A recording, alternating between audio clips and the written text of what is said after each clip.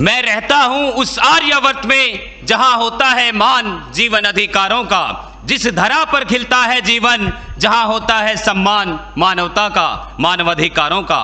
परमादरणीय अध्यक्ष महोदय, नीलछिर विवेक के निर्णायक मंडल एवं मेरे प्रबुद्ध श्रोतागण, आज की इस वाद विवाद प्रतियोगिता में मैं निरीक्षक जीडी पवन कुमार, भारत तिब्बत सीमा पुलिस बल। आज का विषय मानवाधिकारों का अनुपालन करते हुए देश में आतंकवाद और उग्रवाद से प्रभावी तरीके से निपटा जा सकता है का पुरजोर समर्थन करता हूं। महोदय, ये बात बिल्कुल साफ है कि आतंकवाद और हिंसक उग्रवाद का सामना करते हुए हमें मानवाधिकारों का सम्मान करना ही होगा, क्योंकि यह सिर्फ न्याय का ही नहीं अपितु प्रभावशीलता का प्रश्न भी है। सुरक्षा व्यवस्था चाहे कितनी भी बेहतर हो जाए कभी पर्याप्त नहीं हो सकती। हमें उन निहित परिस्थितियों का सामना करना ही होगा जिसके कारण लोग विषैली सोच का शिकार बनते हैं। महोदय, बात चाहे अमरनाथ यात्रा की हो या वर्ष 2013 केदारनाथ घाटी का वो खौफनाक मंजर जहां हमारे सुरक्षा बलों ने अति दुर्गम क्षेत्र और विपरीत परिस्थितियों में अपनी जान की परवाह न करते हुए हजारों लोगों को बचाया था, तो मैं बताना चाहता हूं कि जब इतने दुर्गम क्षेत्र और विपरीत परिस्थितियों में मानव मूल्यों को ध्यान में रखते हुए अपने कर्तव्य का निर्वहन कर सकते हैं, तो आतंकवाद और उग्रवाद प्रभावित क्षेत्र में मानव मूल्यों को ध्यान में रखते हुए अपने कर्तव्य का निर्वहन क्यों नहीं कर सकते। जब अलगाववादी नेता एक पत्थरबाज को उकसाने में कामयाब हो सकते हैं, तो हम उन्हीं पत्थरबाजों को देश के विकास की मुख्य धारा में जोड़ने में कामयाब क्यों नहीं हो सकते। जिंदगी में हार और जीत का फैसला इंसान की सोच करती है। जिसने मान लिया वो हार गया, जिसने ठान लिया वो जीत गया। अब मैं बात करना चाहूंगा अपने साथ बीती घटना की। महोदय, लोकसभा चुनाव 2019 में मैं अपनी टीम के साथ कश्मीर डिस्ट्रिक्ट बांदीपुरा बनकोट बूथ पर तैनात था और मेरी टीम पत्थरबाजों के बीच बुरी तरह फंस चुकी थी। हालात बहुत बेकाबू हो चुके थे। रात्रि 8 बजे का समय था और पत्थरबाज हमारे ऊपर पत्थरों की मूसलाधार बारिश कर रहे थे, और इस स्थिति में भी हमने उनके मानव मूल्यों की रक्षा और अपने कुशल प्रशिक्षण का परिचय देते हुए अपनी टीम को वहां से सुरक्षित निकाला, लेकिन मानवाधिकार को आड़े नहीं आने दिया। आपने हमारे सीआरपीएफ जवानों का वीडियो तो देखा ही है, जो एक रास्ते से गुजरते हैं और स्थानीय जनता द्वारा उन्हें लात, गुस्से और हेलमेट से पिटने का सामना करना पड़ता है। महोदय, प्रशिक्षण की भट्ठी में तपकर इतना लोहा बन चुके होते हैं कि इस प्रकार की स्थिति में भी मानवाधिकार का उल्लंघन नहीं करते।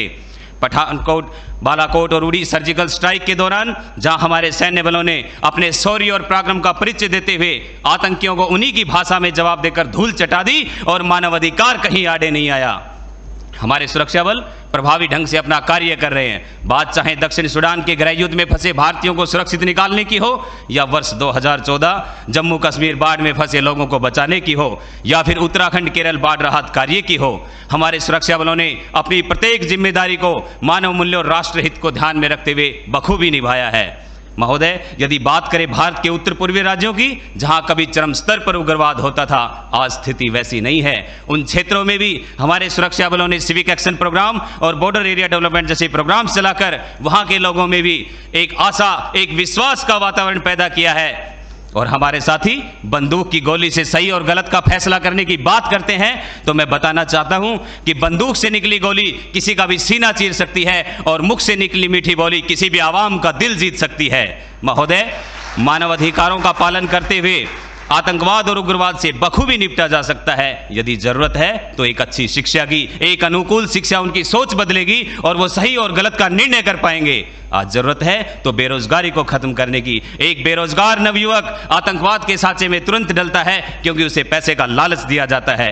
आज जरूरत है तो टेरर फंडिंग को रोकने की, साइबर क्राइम को रोकने की, दुनिया भर में पनप रहे ध्रुवीकरण और नस्ल विशेष के प्रति द्वेष और नफरत की बोली पर लगाम लगाने की। हमें धर्म और जाति के ऊपर इंसानियत को रखना ही होगा।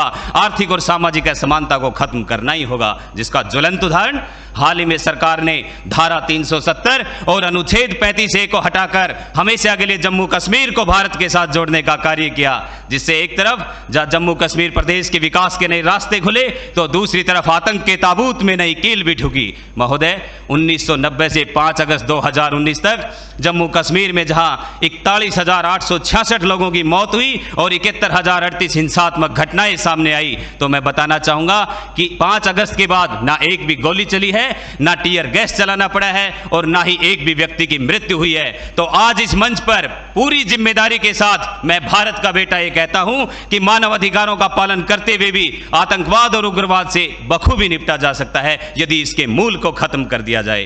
तो आइए एक पहल करें, एक दूसरे के अधिकारों को संरक्षित करने की, एक दूसरे के विचारों को समझने की और सहभागिता की एक पहल विस्तृत सोच की और मानवाधिकार की करें। जय हिंद, जय भारत।